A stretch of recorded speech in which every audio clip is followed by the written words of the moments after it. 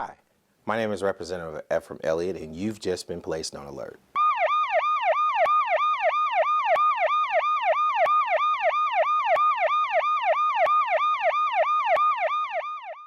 Welcome to the Elliott Alert. I have today my guest, Mr. Herb Sanders, who is the Associate State Director for Advocacy.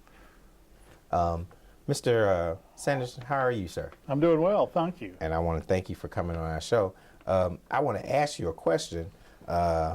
Most people have heard of AARP. How did you get started with AARP? Well, actually, I joined the AARP many years ago, probably for the same reason most people join AARP. I wanted to get the discounts they offered. Right. But as I worked for the state and nonprofit organizations, I became more familiar with AARP's work in the community. So a job came opening, Associate State Director for Advocacy, and I applied for that job and I got it. So now I work for AARP in the advocacy area. Okay. Now, I'm glad you said in reference to discounts and a lot of other stuff, because you guys not only have discounts, you, as a state legislator, y'all do a lot of lobbying and keeping us straight. But how do you actually join AARP? Of course, I look way younger than I am, but if I wanted to join it and I was, let's say, 39 or something, how would I join it? Well, AARP is a membership organization, so Okay. anybody can join. It's primarily for individuals 50 plus. Okay. But you can actually join younger if you want to. You can be an associate member, basically have all the benefits of anybody else. Right.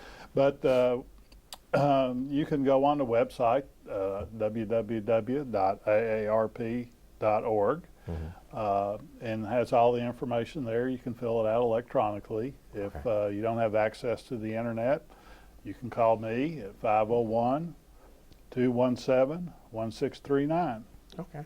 Now, other than all the great benefits AARP have, what would I get for just being a member? Would it be sort of like maybe a wealth of information, current things that are going on? Can you tell me some things I may be privy to? Yeah. You would get, for example, the AARP magazine that comes out monthly, and has really a lot of information on it about a variety of things, from entertainment to financial to health. Right. You would also get the AARP bulletin that has more specific information, especially around issues. If you elect to participate in a chapter, you can go to chapter meetings and learn about things there. We have a group of members who have chosen to volunteer in our advocacy efforts. Okay. You can do that. We have a number of programs one can volunteer in, so you can get as active as you want by being a member. Okay. Now, could I suggest my children participate or volunteer in AARP? I mean, is that something that they could do? We have events, and one of the things that we do is on our website we have something called Create the Good, and that is a wide range of volunteer opportunities, not just within AARP, but within other organizations. So you could definitely go to AARP's website and find Create the Good and find all sorts of volunteer opportunities. Okay. So if I became a member and I wanted my children or some other youth to participate in, and I could actually go into your website and find a lot of different things that they could actually participate in. Is That's that correct? correct. Okay. Now, tell me a little bit, what does AARP do? Well, we do a lot of things. I work in advocacy, so both at the federal and state level, we try to make sure that laws that are passed are beneficial to our membership. Okay. As I said, we have a lot of volunteer opportunities. We have a large driver safety program where people can take a course, and after completing that, they are eligible to get a discount from their insurance company on their automobile insurance. But now, I've seen a commercial, and it may be a little leading, but does AARP actually have its own insurance? No, we're not. We're not Okay. an insurance company. Right. But you will see those because we're a membership organization. Okay. So we offer benefits to our members. ARP actually has 3 corporations, and there's a corporation that I work for serves our members in terms of volunteerism and advocacy. There's a separate corporation that licenses our names to products that ARP thinks meets their standards that members may want to buy.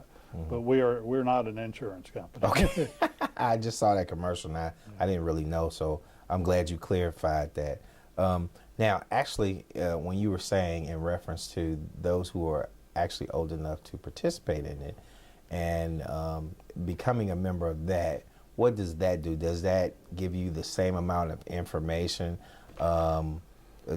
When you say current events, I know you guys are very influential in working with legislators to talk about, you know, things that may affect your members or seniors as well. So as a member, what kind of things may I experience being a member of AARP? Well, as I said, you're eligible to participate in our volunteer programs, which include driver safety. We have volunteers that help people complete their tax returns free. I work in the advocacy area, so we've had members, for example, when healthcare reform was being considered, I asked for members who were uninsured between the ages of 50 to 64 who might be willing to go tell their story. So we sent a couple of people up to Washington, D.C. to meet with our congressional staff, and so was that a lot of people between those ages that didn't have health care? Yes, there are a lot in Arkansas. Wow. You know, especially what happens often is a couple is married, the spouse dies, more typically a male, leaves a widow that's under age 65, not eligible for Medicare. Right. Nobody's going to write insurance, or if they are, it's probably going to be so expensive that they can't afford it. Or there was a pharmacist who, 60 years old, decided to get out of his business, sold his drugstore, and he was pre-diabetic. And he was thrown into a high-risk pool where his premiums were going to be around around $12,000 a year with a $10,000 deductible, and he couldn't afford to do that. So yeah, there were a lot of those people. We have volunteers that we have an A-team. You may have seen them over at the Capitol because we meet once a week, and then they attend committee meetings and testify before the legislature. So we have lots of opportunities for people to get involved. We have a chapter in Northwest Arkansas that many years ago started a recycling program. And it's actually turned into a profit-making deal for them, and they have raised over, I think, 10-year period, well over $1 million by selling the recycled material that they turn around and give in grants back to the local community. That's wonderful. Well, I'm going to go on break, and we'll be back again to talk to Mr. Herb Sanders from AARP.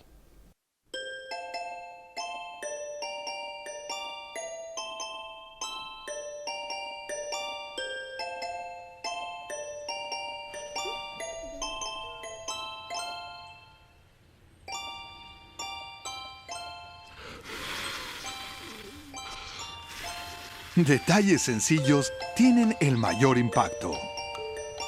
Por eso toma el tiempo y hoy sea un buen papá.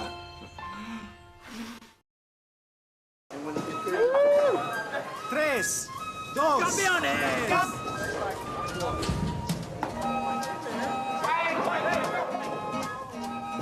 Cuando estás acostumbrado a hacer algo con un cigarrillo, se vuelve más difícil hacerlo sin él.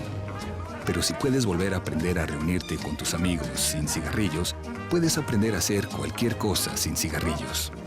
Vuelve a aprender a vivir sin cigarrillos gratis en convierteteunex.org, una nueva manera de pensar en dejar de fumar. Welcome back to the Elliott Alert. My guest today is Mr. Herb Sanders, who is the Associate State Director for Advocacy with AARP. Mr. Sanders, when we left on break, we were talking about a lot of good information.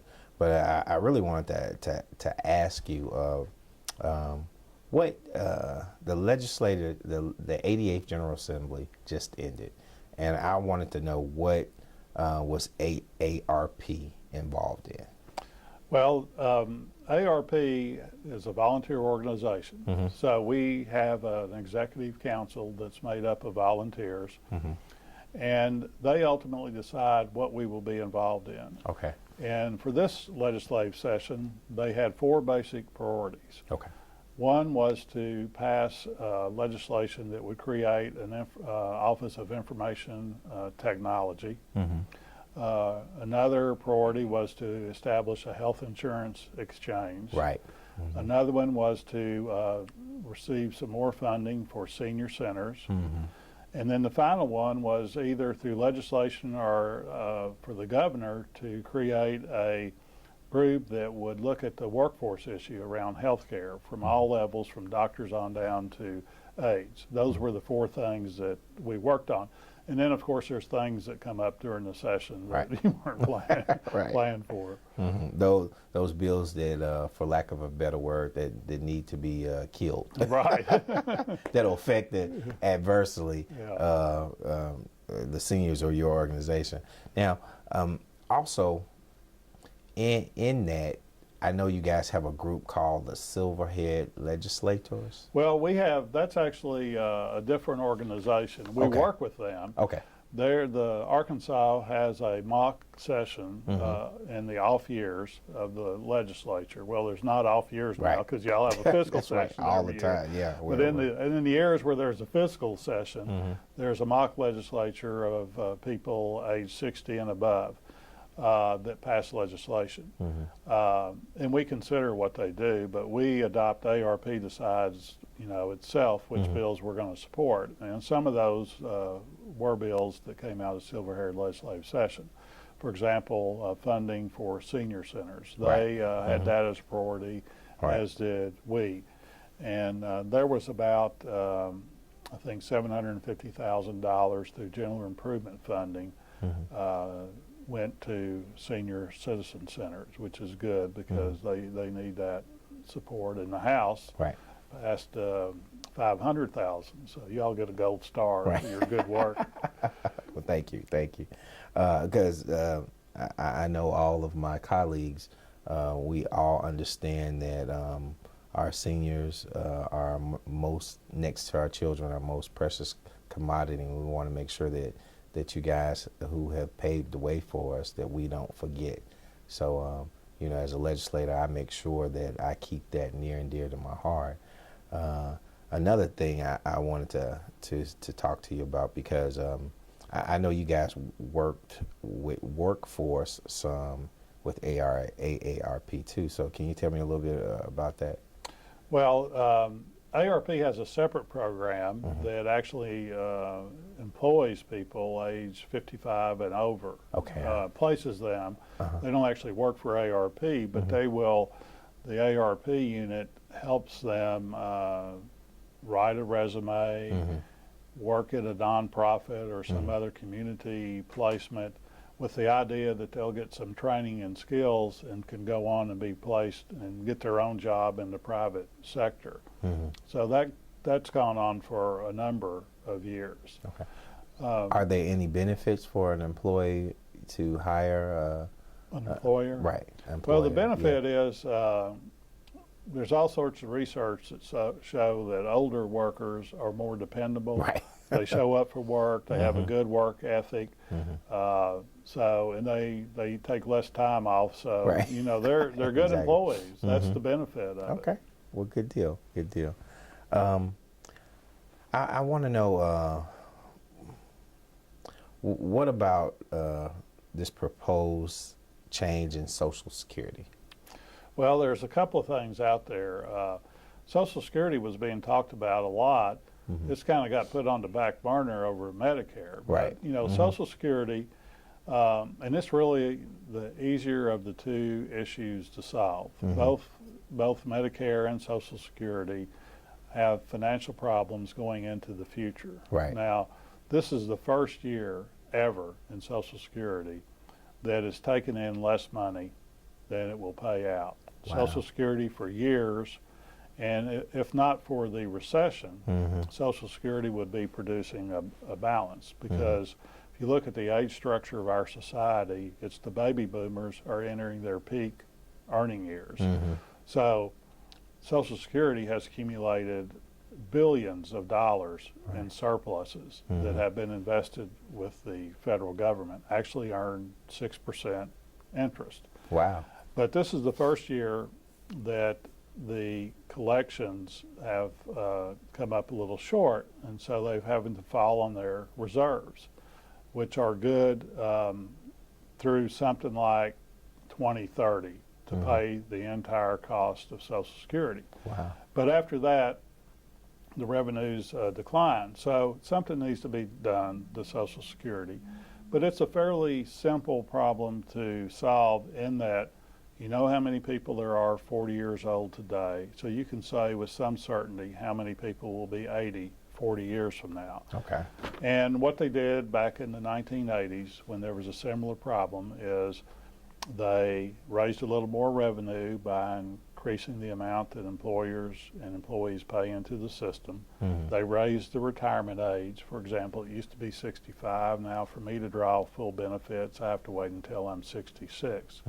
So those type of tweaks can be made to Social Security and fix that fairly easy. Now compared to Medicare or health care, because health care is rising at roughly twice the rate of inflation, Right. that's creating a lot more problems. So you don't know what health care costs are going to be, 20 or 40 years from now.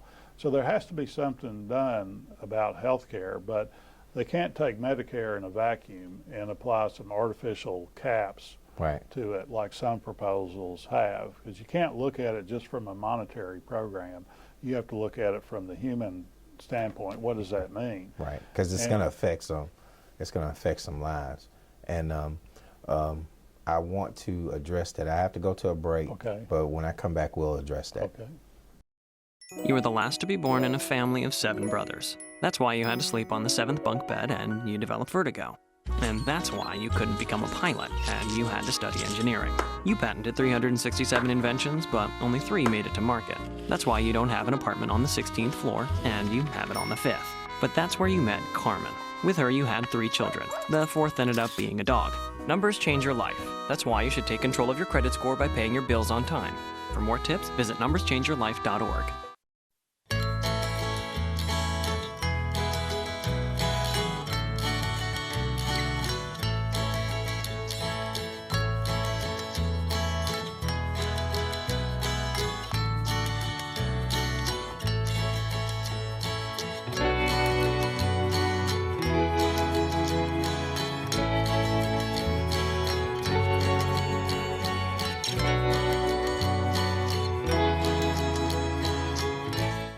Welcome back to the Elliott Alert. I have Mr. Herb Sanders, who is the director, Arkansas Associate State Director for the Advocacy for AARP. So, Mr. Sanders, when we left, we were talking about some proposed change or some issues in reference to Medicaid and Social Security, and you were telling me some information about it. Can you expound on that a little bit more? Yeah, well, I was talking about Medicare. It's a much more difficult problem than Social Security to deal with, because the rate of inflation is much higher, and there's new technologies coming out all the time, new drugs that are extremely expensive. So, we have to be able to somehow control the cost of health care. Right. Now, the problem is we have to do this in a way that's fair to people. Right. People have paid in, like myself and a lot of older people, all during their life have paid into the Medicare system through their payroll taxes. Right. And people have been promised health care. Exactly. And some of these proposals that are floating out there want to do away with that basic fundamental structure of Medicare and say, instead of having a guaranteed Medicare benefit, we're going to allocate $5,000 for an insurance policy for you. Wow. And the problem is that the $5,000 would not grow faster than the rate of inflation, and medical care is growing twice the rate.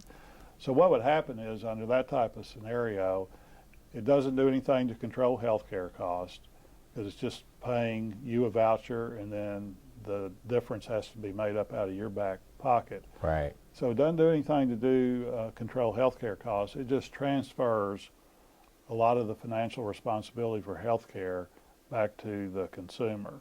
Wow. So we think a better approach would be to deal with the cost of health care and reform it in different ways that maintains that guaranteed Medicare benefit for people, but controls the cost.